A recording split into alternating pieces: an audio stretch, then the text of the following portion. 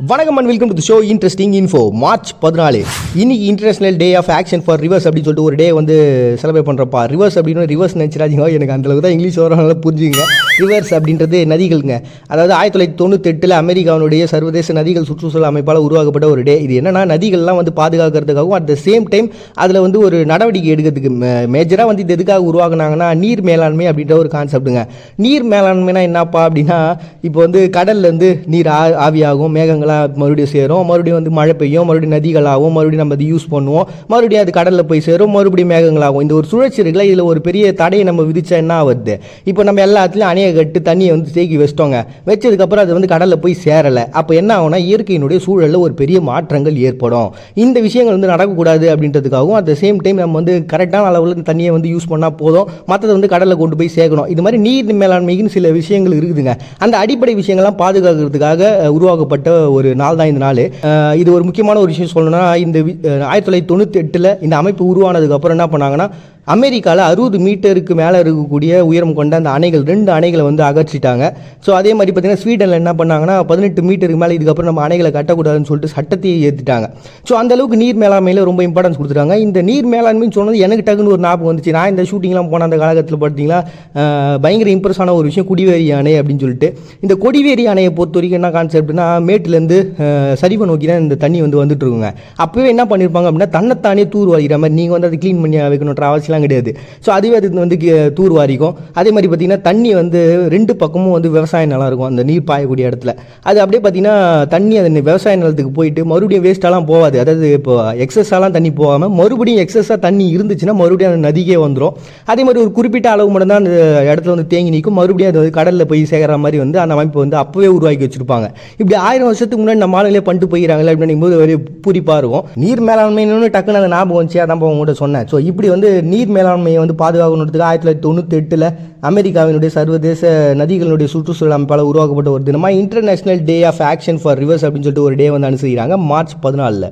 Next international school meals day அப்படின்னு சொல்லிட்டு ஒரு டேங்க. இந்த டேவை பொறுத்த வரைக்கும் ஜெர்மன் நாட்டில் ஃபிசிஷியனாக இருந்த ஒரு பர்சனு, இவர் வந்து பெஞ்சமின் தாம்சன் அப்படின்ற ஒரு பர்சன். நம்ம ஊரில் காமராஜர் ஐயா இருந்தார் தெரியுங்களாங்க. அந்த குழந்தைங்களாம் வந்து சாப்பாடு எவ்வளோ முக்கியம், அதை போட்டாவாச்சு அவனை சாப்பிட்றதுக்கு வரமாட்டானா அப்படின்னு சொல்லிட்டு ஒரு மிகப்பெரிய சத்துணவு திட்டத்தை உருவாக்கி நம்மளுடைய வரலாற்றிலே ஒரு புரட்டி போட்ட ஒரு மனுஷங்கிறார்ல, அந்த மாதிரியான ஒரு பர்சன் தான் இவரும். இவர் வந்து பார்த்தீங்கன்னா என்ன பண்ணியிருக்காரு அப்படின்னா, பவேரியா அப்படின்ற ஒரு பிளேஸில் இருக்கக்கூடிய குழந்தைங்களாம் கூப்பிட்டு உட்கார வச்சு அவங்களுக்கு வந்து நிறைய எஜுகேஷன்லாம் சொல்லி கொடுத்து அட் த சேம் டைம் அவங்களுக்கு வந்து ஃபுட்டை வந்து கொடுக்க ஆரம்பிச்சிட்டாரு. இதான் முதல்ல வந்து அவங்களுடைய சத்துணவு திட்டமாகவே பார்க்கப்படுது. அப்படிப்பட்ட ஒரு ஃபுட்டுங்க. இதுலேயும் வந்து ரொம்ப இம்பார்ட்டண்டான ஒரு விஷயம் என்னன்னா, இவர் ஒரு சூப் ரெடி பண்ணுறாரு, ரம்ஃபோர்ட் சூப் அப்படின்ட்டு. ஏன்னா கொஞ்சம் கம்மியான பைசாவில் அதிகமான சத்துக்கள் இருக்கக்கூடிய ஒரு சூப்பை ரெடி பண்ணி அந்த குழந்தைங்களாம் கொடுத்தாரு. ஸோ அப்படி ஒரு முக்கியமான ஒரு பர்சன் ஆச்சு. அப்படிப்பட்ட ஒரு பர்சனை செலிப்ரேட் பண்ணுன்றதுக்காக தான் பார்த்தீங்கன்னா இந்த டே வந்து சூஸ் பண்ணியிருக்காங்க. இதில் என்ன பண்ணுறாங்க அப்படின்னா, ஸ்கூலில் இருக்கக்கூடிய அந்த குழந்தைங்கள்லாம் வந்து கரெக்டான ஊட்டச்சத்தோடு வந்து அந்த ஃபுல் மீல் சாப்பாடு வந்து போய் சேருதா இல்லையா அப்படின்றக்கூடிய நடவடிக்கைலாம் எடுக்கக்கூடிய ஒரு டேவாக 2013 உருவாக்கப்பட்ட ஒரு தினமாக தான் பார்த்தீங்கன்னா இன்டர்நேஷனல் ஸ்கூல் மீல்ஸ் டே அப்படின்னு சொல்லிட்டு ஒரு டே வந்து செலிப்ரேட் பண்ணுறாங்க மார்ச் 14. நெக்ஸ்ட் இன்றைக்கி பை டே அப்படின்னு சொல்லிட்டுங்க. பை டே அப்படின்னா நமக்கு தெரிஞ்சதெல்லாம் கட்டப்பை தான், பட் ஆனால் அந்த பை கிடையாது. இது சும்மா காமெடி ட்ரை பண்ண வரல, விட்டுருங்க.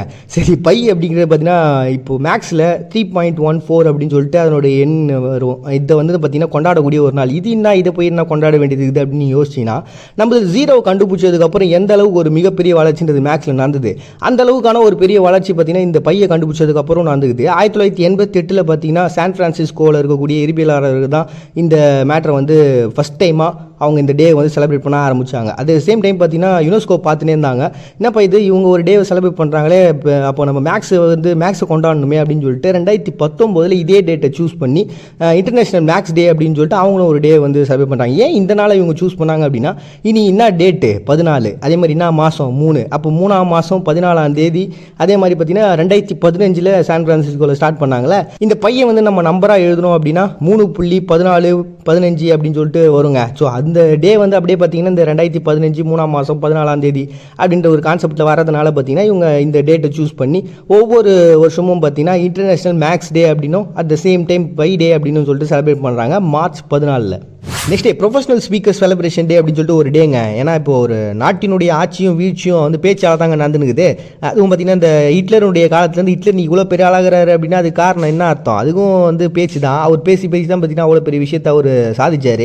அண்ட் இன்னைக்கு உலகத்தினுடைய மிகப்பெரிய சாதனையாளர்கள் எல்லாருமே சிறந்த பேச்சாளர்களாக தான் இருந்துக்கிறாங்க. அட் த சேம் டைம் நமக்கு பேச்சாளர்கள் அப்படின்னா உடனே ஞாபகத்துக்கு வந்து சாலமன் பாப்பையா தான். ஏன்னா எல்லா பொங்கலுக்கும் தீபாவளிக்கும் அவரோட ஸ்பீச்சை கேட்கணுன்றதுக்காக நம்ம வெயிட் பண்ணிட்டு இருப்போம்னா பார்த்துங்களேன். ஸோ இந்த ஸ்பீச் பேசக்கூடிய இந்த ப்ரொஃபஷ்னலாக இதுதான் அவங்களுடைய வாழ்க்கை அப்படின்னு சொல்லிட்டு சூஸ் பண்ணியிருக்கிறாங்களே, அவங்களெல்லாம் வந்து கொண்டாடணுன்றதுக்காக தான். ஏன்னா இன்னைக்கு உலகத்தினுடைய எல்லா மக்களினுடைய சிந்தனைகள்லையும் ஒரு மிகப்பெரிய மாற்றத்தை விதைக்கக்கூடிய ஆட்கள் இந்த பேச்சாளர்களுங்க.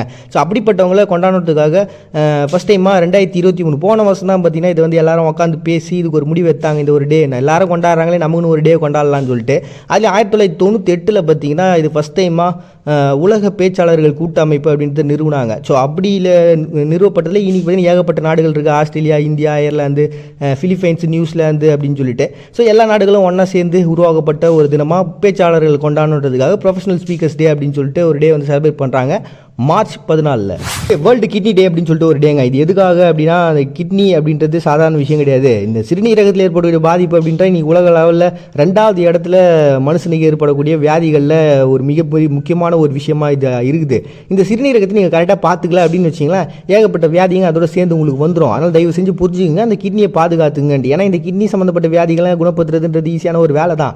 இருந்தாலும் ஒரு பிரச்சனை வரதுக்கு முன்னாடி தடுக்கிறது எவ்வளோ நல்லது. அதனால் அதுக்கு என்னெல்லாம் பண்ணணும் அப்படின்ட்டு சொல்லக்கூடிய ஒரு நாள் தாங்க கிட்னி நோய். எனக்கு ஞாபகம் வருது. ஏன்னா எனக்கு கிட்னி ஸ்டோன் வந்து பயங்கரமாக அவஸ்தப்பட்டேன். ஹாஸ்பிட்டலாம் போயிட்டு அரைக்கணக்கில் செலவு பண்ண சொன்னாங்க. ஆனால் ஒரு ரணகல்லின்னு ஒருத்தர் குத்த இலையை சாப்பிட்டதுக்கு அப்புறம் ஸ்டோன் ஆகுது, டேஷ் ஆகுது அப்படின்ற மாதிரி அப்படியே பறந்து போச்சுங்க. இது எதுக்காகனா பர்சனலாக அனுபவப்பட்டுக்கிறனே அது மக்கள்கிட்ட சொல்லலாம் தான். நீங்கள் நிறைய செலவு பண்ணலாம் போகணும் அவசியம் இல்லை.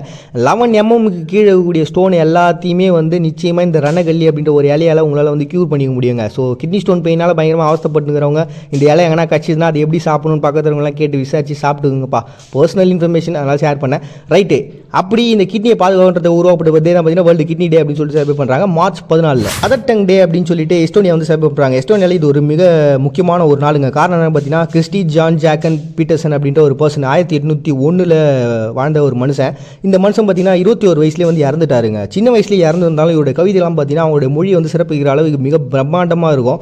ஆனால் இந்த மனுஷன் வந்து இருக்கும்போது அது பெரிய லெவலில் கொண்டாடல. அவர் இறந்ததுக்கப்புறம் ஒரு 100 வருஷம் கழிச்சு இவருடைய அந்த கவிதைகள்லாம் தொகுத்தி எழுதி 2 புக்காக வெளில இட்டாங்க. பயங்கர ஃபேமஸ். அப்படி அவருடைய எஸ்டோனியா லாங்குவேஜை பயங்கர சிறப்பிக்கக்கூடிய ஒரு நாள் இருக்கிறதுனால 1996 உருவாக்கப்பட்ட ஒரு டேவாக தான் பார்த்தீங்கன்னா இந்த டே வந்து செலிப்ரேட் பண்ணுறாங்க. ஸோ மதர் டங் டே அப்படின்னு சொல்லிட்டு எஸ்டோனியா செலிப்ரேட் பண்ணுறாங்க மார்ச் 14. நெக்ஸ்ட் சம்மர் டே அப்படின்னு சொல்லிட்டு அல்பேனியாங்க. அல்பேனியாவை பொறுத்த வரைக்கும் அங்கே வந்து பேகன் வழிபாட்டு முறை அப்படின்றது இருக்கும். பேகன் அப்படின்னா என்னென்னு பார்த்தீங்கன்னா நம்ம ஊரில் எல்லா கடவுளையும் வணங்கக்கூடியவங்களாம் ஒன்றா சேர்த்து இது என்ன பேர் தெரியாமல் இந்துன்னு பேர் வச்சுட்டு போனாங்களே, அந்த மாதிரி தான் ரோமாபுரியில் அங்கே இருக்கக்கூடிய மக்கள்லாம் வழிபடக்கூடிய தெய்வங்கள்லாம் என்ன ஏதுன்னு தெரியல, தனித்தனியாக பிரித்து சொல்ல முடியலன்னு சொல்லிட்டு எல்லாருக்கும் மொத்தமாக வச்ச ஒரு பேர் தான் பார்த்தீங்கன்னா பேகன்.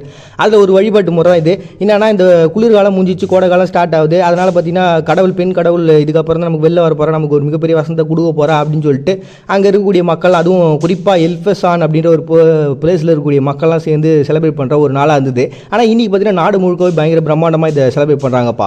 அப்படி உருவாக்கப்பட்ட ஒரு தினம் தான் பார்த்தீங்கன்னா சம்மர் டே அப்படின்னு சொல்லிட்டு அல்பேனியா வந்து செலிப்ரேட் பண்ணுறாங்க மார்ச் 14. நெக்ஸ்ட் டே கான்ஸ்டிடியூஷன் டே அப்படின்னு சொல்லிட்டு ஒரு டே ஹண்டுரஸ் வந்து செலிப்ரேட் பண்ணுறாங்கப்பா. இது 1993 பிப்ரவரி 2 வந்து உருவாகினாங்க. பட் இருந்தாலும் மார்ச் மாதத்தில் தான் எல்லாருமே ஏற்றுக்கிட்டாங்க. அண்ட் இந்த சட்டத்திட்டங்களை பொறுத்த வரைக்கும் பார்த்தீங்கன்னா அவங்களுக்கு வந்து 107 ஆர்டிகல்ஸ் இருக்குது. அதுலேயும் வந்து 9 சாப்டர்ஸ் இருக்குதுப்பா. அப்படிப்பட்ட அந்த சட்டத்திட்டங்கள்ன்றது உருவாச்சு. அண்ட் மக்கள் எல்லாருமே பார்த்தீங்கன்னா அதை அக்செப்ட் பண்ணிக்கிட்டு இந்த வாக்கெடுப்பு முறையில் வந்து அவங்களோட அரசியலில் மிகப்பெரிய மாற்றங்கள் உருவாச்சுப்பா. அப்படி உருவானது தான் பார்த்தீங்கன்னா கான்ஸ்டிடியூஷன் டே அப்படின்னு சொல்லிட்டு ஹண்டுரஸ் வந்து செலிப்ரேட் பண்ணுறாங்க மார்ச் 14. என்னடா வாழ்க்கை இதுன்னு புலம்புற அளவு உங்கள் வாழ்க்கை இருக்குதா, இல்லை இந்த உலகத்தில் இருக்கவங்க எல்லாருமே உங்களை புறக்கணிக்கிறாங்கன்னு நினைக்கிறீங்கன்னா முதல்ல சந்தோஷப்படுங்க. ஏன்னா இந்த உலகத்தில் இருக்கக்கூடிய அத்தனை சிறந்த பர்சனும் ஒரு காலத்தில் இப்படி தான் இருந்தாங்க. மறுபடியும் எல்லாரும் நாளைக்கு வந்து சந்திக்கிறது உங்கள்கிட்ட விடைபெறுவது நான் உங்கள் பாண்டியை நீங்கள் பார்த்துட்டு இருக்கீங்க. இந்த நிகழ்ச்சி இன்ட்ரெஸ்டிங் இன்ஃபோ.